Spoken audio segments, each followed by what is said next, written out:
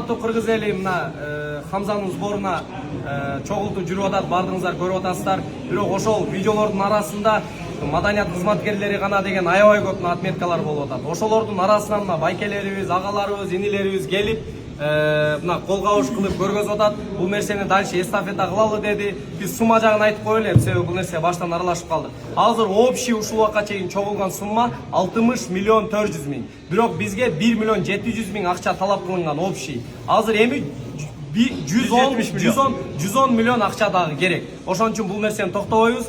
Биз мына күтүп аткан агаларыбыз да келди, сөз берип койсок. Элис ака. Биз дагы ошо жүрөгүбүз чыдабай интернеттен көрүп келип отурабыз. Эми бул жерде өнөр чөйрөсүндө баардыгы келе албаса дагы биз эми ушул жерде тургандар алардан суранып кетебиз. Бул видеолорду бөлүшүп берет деп.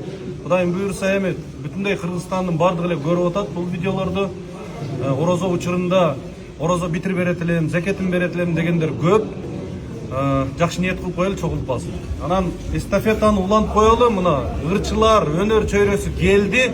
Кийинки эстафета Кудай буйрса бул жагына оңой эле жабылып кала турган жолдор бар. Ар бири миллион сомдон ыргытып кое турган мүмкүнчүлүгү бар. Жогорку кеңеште 90 депутат отурат тугандар. Ырчылар каякта дей бербей, силер голос берген, шайлаган ошол эл өкүлдөрүн, элдин уулдарын дагы бир сурап коюңуздар. Анан дагы бир нерсе, кече чыгып кетти да баа артисттер каякта депчи. Бул Элис ака өз мурдатан эле ушундай иштерди кылып жүрөт да, биз көп көрөбүз. Анан эми Алла таала мүмкүнчүлүк берген экен, биринчи биз чыгып калдык.